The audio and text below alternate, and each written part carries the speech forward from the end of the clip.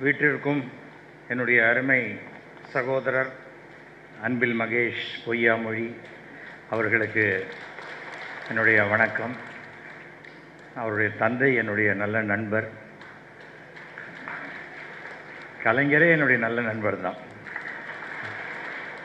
என்னடா எல்லாரையும் நண்பர்னா அப்புறம் புட்டா நேருஜி காந்திஜிலாம் கூட இவரோட நண்பர்னு சொல்லி இல்லை. எனக்கு அவ்வளோ வயசாகலை, ஒரு 75 தான் ஆச்சு எனக்கு. யாராவது கேட்டால் 35. ஏன்னா இப்போ கலைஞர் டிவியில் வேறு நான் ஒரு ஹீரோ ரோல் பண்ணுறேன்னா, அதனால் அதை பார்த்து எத்தனை பேருக்கு போகிறாம இவனுக்கு போய் 26 வயசு பொண்ணா அப்படிங்கிறாங்க. நான் சொன்னேன், அங்கேயே ஷூட்டிங்லேயே விட்டு வந்துடுவேன், நான் என்ன வீட்டுக்காக கூட்டின்னு வர போகிறேன், ஏன் இவ்வளோ பொறாமப்படுற, அது ஒரு ஆக்டிங். அந்த பொண்ணு சொன்னான், சார் இது நான் 3ஆவதாக கட்டிக்கிற தாலி சார் அப்படின்னா. அந்த சீனில் கவலைப்படாதம்மா, நான் கட்டுற இது 60ஆவது தாலி அப்படின்னு சொன்னேன். அதெல்லாம் சினிமா நாடகத்தோடு விட்டுட்டு வீட்டுக்கு வந்தால் நம்ம வாழ்க்கை சிறப்பாக இருக்கும். நான் திருச்சிக்கு வரணும்னு சொல்லி 2 நாள் முன்னாடி சொன்னாங்க, சரின்ட்டேன். சரி, அதுக்கப்புறம் இந்த டிக்கெட் போட்ட அருண் தடுமாறி போயிட்டார். ராத்திரி ஒரு ட்ரெயின் போக்க இல்லை சார், நான் இது நாளைக்கு நான் அடுத்த நாள் கார்த்தால போகிறேன், நான் இன்றைக்கி பிள்ளையார்பட்டி போயிடணும், நாளைக்கு நான் கார்த்தால ஸ்ரீரங்கம் போயிடணும், ஏகப்பட்ட. திருச்சி வந்தால் திருச்சி கும்போணத்துக்கு அடுத்தது அத்தனை கோயில்கள் இருக்கிற ஊர் திருச்சி. சாதாரணமான கதில் இந்த பக்கம் ஆரம்பித்தா சமயபுரம் மாரியம்மன் அங்கே இங்கே இப்படி கொண்டு வந்து இந்த பக்கம். நான் இன்றைக்கி இருக்க பிள்ளையார்பட்டி வந்து 12 மணிக்கு இறங்கினேன் ஃப்ளைட்டில். இங்கே ஹோட்டலில் வந்து சாப்பிட்டேன். அவங்க ரொம்ப உபசரிக்கிறாங்க. 10 நிமிஷத்தில் கொடுக்க வேண்டியது ஒரு 3/4 மணி நேரம் கழிச்சு கொடுத்தாங்க. பசிச்சு சாப்பிட்டா தான் நல்லாயிருக்கும்னாங்க. எங்கள் அம்மா கூட இப்படி சொன்னது இல்லையா, நீ தயவு செஞ்சு கூடு அப்படின்னு சொல்லி சாப்பிட்டுட்டு கிளம்பி பிள்ளையார்பட்டி போயிட்டு, பிள்ளையார்பட்டிலேருந்து நேராக கிளம்பி இங்கே வந்தேன். பிள்ளையார்பட்டியிலேருந்து ஒரு 40 கிலோமீட்டர் தூரத்துலேயே திருச்சிக்கு 40 கிலோமீட்டர் தூரத்துலேயே சொல்லிட்டேன், சார் ஷார்ப்பாக இருக்கட்டும், அப்படி இருக்கட்டும், பேஸ் வைக்காதீங்க, ஷார்ப்பாக இருக்கட்டும். ஆரம்பத்தில் இந்த தொழில் தான் நான் பண்ணிகிட்டு இருந்தேன், அதுக்காக தான் அது. எந்த தொழிலும் நமக்கு மறந்து போகாது. சவுண்ட் இன்ஜினியராக தான் என்னுடைய தொழிலை நான் ஆரம்பித்தேன். ரஜினிகாந்த் சென்னை வந்தபோது முதல்ல அவர் குரலை ரெக்கார்ட் பண்ணி ரேடியோவில் போட்டது நான் தான். அப்போது சொன்னேன், கொஞ்சம் 40 நிமிஷம் இருக்குது, கொஞ்சம் ஒரு பஜ்ஜி மட்டும் கொஞ்சம் பண்ணி. சார் நீங்கள் வாங்க சார், உடனே ரெடியாக இருக்கும். வந்து 20 நிமிஷம் கழித்து அந்த பஜ்ஜி ரெடியாகலை. எனக்கு புரியவே இல்லை. சரி விட்டுருங்க, நான் ஏதோ வட மாநிலத்துக்கு போயிட்டேன் போல இருக்குது, விட்டுருங்க சொல்லி அப்புறம் இங்கே வந்த உடனே சுட சுட பஜ்ஜி கொடுத்த அன்பில் மகேஷுக்கு மீண்டும் என்னுடைய மனமார்ந்த நன்றி. ஏன்னா பசியோடு இருந்தால் ரொம்ப கஷ்டம். அதுவும் நான்லாம் கொஞ்சம் டயாபெட்டிக்னா உடனே டயாபெட்டிக்கா அப்படின்னு தாடியெல்லாம் வளர்த்துக்க வேண்டிய அவசியம் இல்லை. டயாபெட்டிஸ் என்பது அது ஒரு நோய் அல்ல, குறைபாடு. 40 வயசாச்சுன்னா எப்படி கண்ணாடி போட்டுக்கிறோமோ அது மாதிரி தான்.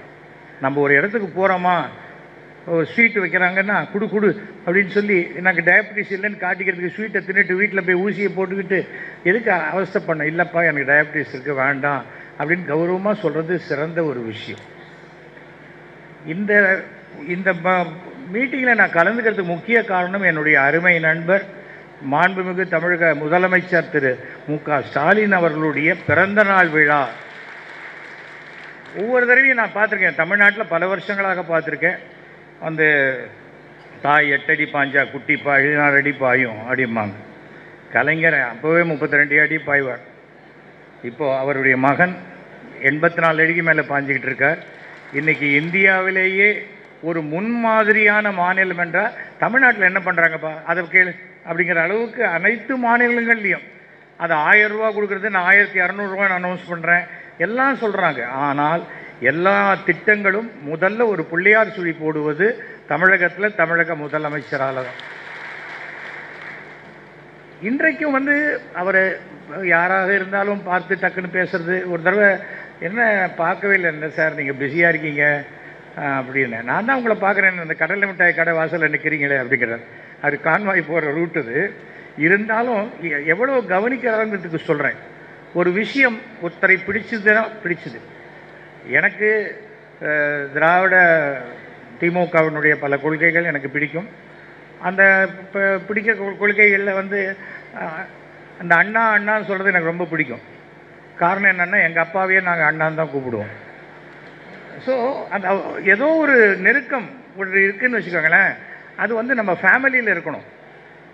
இத்தனை பேர், இத்தனை லேடிஸ் வந்திருக்கீங்க, இத்தனை பேர் வந்திருக்கீங்க, திடீர்னு பாஜகவில் சொல்கிறாங்க தமிழ்நாட்டில் பெண்களுக்கு பாதுகாப்பு இல்லைன்னு. இங்கே என்ன வாசலில் பிஜேபிக்காரங்களை பாதுகாப்பு கொடுக்குறாங்க. அவங்க பாதுகாப்பு கொடுக்காத வரைக்கும் உங்களுக்கு நல்லது.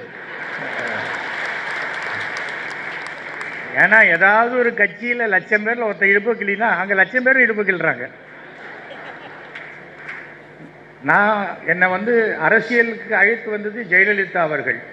அப்புறம் அரசியல் கட்சியிலேருந்து என்னை வெளில அனுப்பிச்சதும் அவங்களே தான். அப்போ தான் தெரிஞ்சுக்கிட்டேன், ரொம்ப அளவு கடந்து நேர்மையாக இருக்கக்கூடாது ஒரு கட்சியிலேருந்து. நீ சரிப்பட மாட்டேன், இவன் அதுக்கு சரிப்பட மாட்டான்ட்டு அனுப்பிச்சிட்டாங்க நமக்கு. அப்புறம் காங்கிரஸில் ராகுல் காந்தி கூப்பிட்டாருன்னு போனேன். அங்கே 2 மாதத்துக்கு மேலே வச்சுக்க மாட்டேன்ட்டாங்க, அவங்களும் அனுப்பிச்சிட்டாங்க. என்னடா எல்லா இடத்துலையும் அனுப்புகிறாங்கன்னு பார்த்தேன். அப்புறம் பார்த்தா நானே வெளில வரணுங்கிறதுக்கு ஒரு கட்சி இருந்தது, அதுதான் பாஜக. நான் வெளில வந்துட்டேன்.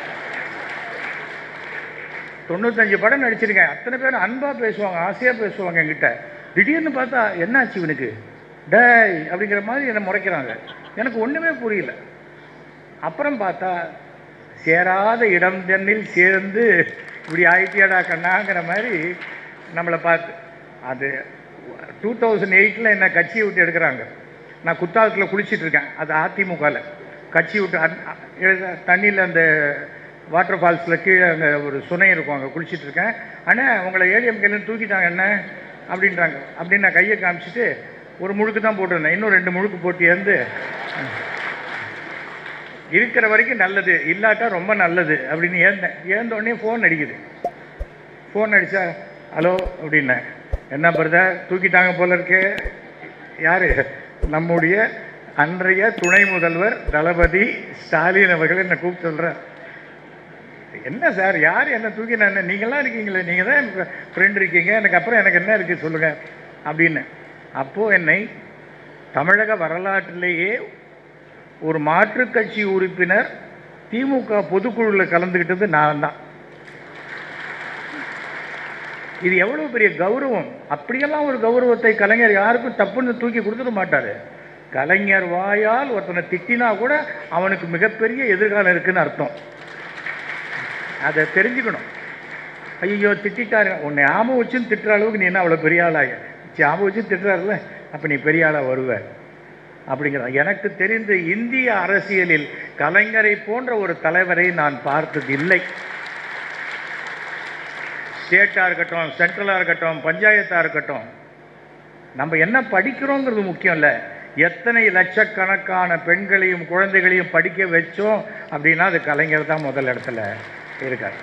இன்றைக்கு அதே போல் திரு ஸ்டாலின் அவர்கள் குழந்தைகளுக்கு உண்டான சத்துணவாக இருக்கட்டும், மதிய உணவாக இருக்கட்டும், 1000 ரூபா காலேஜுக்கு போகிற பெண்களாக இருக்கட்டும், இலவச பஸ் பாஸாக இருக்கட்டும், ஒரு குடும்பத்துக்கு மாதத்துக்கு சுமார் 4000 ரூபாய் வரைக்கும் அவர்கள் வளர்ச்சிக்காக, லஞ்சம் கிடையாது, வளர்ச்சிக்காக கொடுத்து கொண்டிருக்கும் ஒரே முதல்வர் திரு ஸ்டாலின் அவர்கள். நாளைக்கு யாராவது எலெக்ஷனில் நான் வந்தால் கொடுப்பேன்னு தான் சொல்லலாமே தவிர நான் கொடுத்துருக்கேன் எனக்கு ஓட்டு போடுன்னு கேட்குற தகுதி தமிழ்நாட்டில் வேறு யாருக்குமே இல்லை. ஃபஸ்ட்டு செஞ்சுட்டேன், செய்யணும். யாராக இருந்தாலும் நமக்கு யார் நல்லது செய்கிறாங்களோ அவங்களுக்கு நாம் நல்லது செய்ய போகிறோம். கலைஞருடைய சிம்பிளிசிட்டி, அதை போன்ற ஒரு எளிமை யார்கிட்டையும் பார்க்க முடியாது. ஒரு நாள் காலையில் 5:30 மணி இருக்கும், அறிவாலயத்தில் வாக்கிங் போயிட்டுருக்கார் லுங்கி கட்டிட்டு. சார் வணக்கம் சார் அப்படின்னேன். என்னையா இங்கே வந்திருக்க காலங்காலத்தால் அப்படின்னார். இல்லை ட்ராமா போடுறேன், அதுக்கு உங்கள் டேட்டு வேணும், அதுக்கு நீயும் லுங்கி கட்டின்னு வந்துடுவியா இங்கே அப்படின்னு. இல்லை சார், தமிழக முதலமைச்சரை யார் வேண்டுமானாலும் எவ்வளோ சுலபமாக வேணாலும் பார்க்கலாங்கிறதுக்கு நீங்கள் ஒரு உதாரணம், அதுக்காக தான் வந்திருக்கேன். இப்போவே குளிர்ந்து நீ வேறு ஐஸ் வைக்கிற பற்றியா அப்படின்னார். சொன்னார். கிளம்பிட்டேன், வணக்கம் போட்டு கொஞ்சம் நடந்தேன். அவர் வேகத்துக்கு என்னால் நடக்க முடியல. அப்போது நான் சொல்கிறது 96 காலத்தால் 10 மணிக்கு சண்முகநாதன் பேசுகிறேன். உங்களுக்கு எந்த டேட் வேணும்னு முதலமைச்சர் கேட்க சொல்கிறாருன்னு. வேறு எங்கேயாவது நடக்குமா சொல்லுங்கள். 2006 நான் எம்எல்ஏ ஆகிட்டேன், எதிர்கட்சியில் இருக்கேன். எம்எல்ஏவாக இருக்கும்போது காலையில் அங்கே லோக்கலாக இருக்கிற திமுக கவுன்சிலர் தன் அதிகபட்ச விசுவாசத்தை காட்டுறதுக்கு அந்த ஆஃபீஸ் எடுத்துகிட்டு இது எந்த நான் எம்எல்ஏக்கு தரமாட்டேன்ட்டார். நான் என்ன பண்ணேன், வாசலில் கார் டிக்கிலேயே வச்சு சைன்லாம் பண்ணி கொடுத்தேன். அது ஏதோ பத்திரிக்கையில் ஃபோட்டோ வந்துடுச்சு. அடுத்த நாள் காலத்தில் 6 மணி சண்முகநாதன் பேசுகிறார். தலைவர் சொல்கிறாரு, காலத்தால் பேப்பரை பார்த்தாராம், அந்த ஆஃபீஸை நீங்கள் எடுத்துக்க சொல்லிட்டாரு, அந்த கவுன்சிலர் அங்கேருந்து காலி பண்ண சொல்லிட்டாராம்.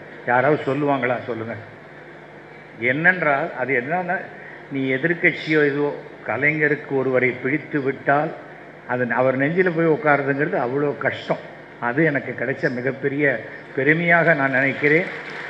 அதே பெருமை தான் இன்றைக்கு நம்முடைய மாண்புமிகு முதலமைச்சர் திரு மு.க. ஸ்டாலின் அவர்கிட்டையும். அவர் அன்றைக்கி பேசின பேச்சு ஒரு ஸ்கிரிப்ட் கிடையாது, அப்படியே இதயத்தின் அடித்தளத்திலேருந்து வர ஆத்மார்த்தமான பேச்சு. இவர் எந்த கட்சியில் இருக்காருன்னு நமக்கு தெரியாது, ஆனால் என்றைக்கு நம்ம பக்கம்தான் இருப்பார். இது மாதிரி யாராவது ஸ்டேஜில் சொல்லுவாங்களா?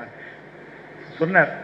அவர் எனக்கு ஆணையிட்டார், நான் இன்றைக்கி இந்த ஃபங்க்ஷன் வந்திருக்கேன், எந்த ப்ரைவேட் ஃபங்க்ஷன் நான் போகவே இல்லை, நான் இதுக்கு வந்திருக்கேன். ஆனால் 2026 நான் கேட்பேன், அவர் மறுக்கக்கூடாது என்றார். நான் மறுக்கவே மாட்டேன். 2026 அதுக்கப்புறமும் நான் உங்களோட தான் இருப்பேன், எந்த பிரச்சனையும் கிடையாது. ஆனால் கட்சி என்பது எனக்கு போரும்னு விட்டுட்டேன். போரும் நமக்கு கட்சி போரும், சேரறது வெள்ளை அனுப்புறது, சேரறது வெள்ளை அனுப்புறது ரொம்ப ஒரே உள்ளே வெளியே ஆட்டம் நமக்கு பிடிக்கல. நமக்கு எந்த இடத்துலையுமே சுய சிந்தனை, இது மற்றவர்கள் நலனுக்காக பாடுபடுறது, அந்த மாதிரி இருக்குது. இப்போது பிடிஆர் அவர்கள் எனக்கு கிட்ட என்ன மாதிரி தான், என்ன நினச்சாலும் தப்புன்னு சொல்லிவிடுவார். அது மாதிரி ஒரு அது என்னன்னா, எனக்கு கருமாரி கந்தசாமி இந்த ஊர் தான் தெரியுமா, கரகாட்டக்காரன் தயாரிப்பாளர். அவர் சொல்லுவார், அண்ணே எண்ணத்தெல்லாம் ஏப்பமாக விட்டுறீங்க, என்ன கொஞ்சம் அடக்கி வாசிங்க அப்படிம்பார். நான் சொல்லுவேன், நான் என்னம்மா பண்ணுறது, நான் அப்புறம் நான் அடக்கி வச்சுக்கிட்டு ராத்திரி தூக்கம் வராது நான் ஏன் தவிக்கணும், நான் யாரை சொல்கிறேன்னா அவன் வேணால் தூக்கம் வராது தவிக்கிட்டோம், எனக்கு என்ன போச்சு. நம்மக்கிட்ட குற்றம் குறை இல்லை என்றால், நாம் நேர்மையாக இருந்தால் யாருக்கும் நம்ம பயப்பட வேண்டிய அவசியம் இல்லை என்பது என்னுடைய வாழ்க்கை முறை. பணம் வரும், கடவுள் நினச்சா பணம் வரும், கடவுள் நினச்சா எல்லாத்தையும் ஒரு நிமிஷத்தில் பிடிங்கின்னு போயிடுவார். இதை பாருங்க, கயிறு கட்டியிருக்கேன், எல்லாரும் ஒவ்வொரு கயிறு கட்டியிருக்காங்க. அன்பில் மகேஷ் அவர் பச்சை கயிறு, குபேரனுக்கு உண்டான கயிறு அவர் கட்டியிருக்காரு. ஆனால் நான் கயிறு கட்டினா கூட கருப்பு சேப்பு தான் கட்டியிருக்கேன் பார்த்தீங்களா. அதாவது நம்பிக்கை, ஒருத்தருடைய நம்பிக்கை இன்னொருத்தருக்கு மூட நம்பிக்கையாக இருக்கலாம், இன்னொருத்தருடைய மூட நம்பிக்கை எனக்கு நம்பிக்கையாக இருக்கலாம். அந்த நம்பிக்கை விஷயத்தில் தலையிடாத வரையில் சமூகத்தில் எந்த விதமான பிளவும் ஏற்படாது என்பதுதான் என்னுடைய கருத்து. அதுதான் என் வாழ்க்கையினுடைய வெற்றியே. அதுதான் எனக்கு ரொம்ப நான் என்றைக்குமே நினைக்கிற விஷயம். எனக்கு பிடிச்ச ஒரு நண்பன், அவன் நான் வெஜிடேரியன் சாப்பிட்லாம், நான் வெஜிடேரியன்.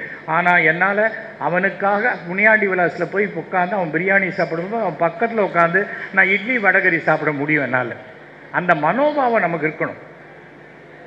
இன்றைக்கி மத்தியில் அவங்க அவர் சொன்னார் மாதிரி தான் சர்வாதிகார ஆட்சி மாதிரி தான் செஞ்சுக்கிட்டு இருக்காங்க. அன்றைக்கி இவர் வரார், அமித்ஷா வரார், இருமொழி கொள்கையை பற்றி உங்களுக்கு என்ன நினைக்கிறீங்க அப்படின்னு நை நை அப்படிங்கிறார். அப்புறம் தான் தெரிஞ்சது அவருக்கு ஒரு மொழி கொள்கை தான், அவருக்கு இந்தியை தவிர வேறு எதுவுமே தெரியல. அப்புறம் அவர் எதுக்கு மும்மொழியை பற்றி பேசுகிறாரு? அப்புறம் நம்முடைய பிரதமர் என்னடானா, தமிழ்நாட்டிலேருந்து லெட்டர் எழுதினா தமிழில் கையெழுத்து போடுங்கன்னு. அவருக்கு தெரிஞ்ச இங்கிலீஷில் பேசினாலே ஒன்றும் செய்ய மாட்டேன்றாரு. அவருக்கு தெரியாத தமிழில் எழுதி என்ன பண்ணுறது? அப்போ எச் ராஜாவை கூப்பிடுவாரா, இதை படித்து காட்டுப்பா என்ன எழுதியிருக்காரு, யார் கையெழுத்து போட்டிருக்காருன்னு. என்னத்துக்கு இந்த வெறும் நடிப்பு? நான் திருக்குறள் சொல்கிறேன், திருக்குறள் சொன்னால் ஓட்டு விழுந்துருமா? திருக்குறள் திருவள்ளுவரே இங்கேருந்து போனவர் தானே, அவரை வச்சு நம்மக்கிட்டேயே பிஸ்னஸ் பண்ணலான்னு பார்த்தா அது எப்படி சரியாக நடக்கும்? அதுதான் சரியாக நமக்கு மக்களுக்கு என்ன நன்மை செய்திருக்கிறார்களோ அதனுடைய பிரதிபலன் தான் ஓட்டாக மாறுமே தவிர, நான் திருவள்ளுவருக்கு இது பண்ணேன், அங்கே போனேன், நீ டெல்லி வந்தால் ஹிந்தி பேசலாம், அங்கே வந்தால் ஹிந்தி பேசலாம். அப்போ மாண்புமிகு பாரத பிரதமர் 150 தேசம் போயிருக்காரு, அவர் 150 பாஷை பேசுவாரா?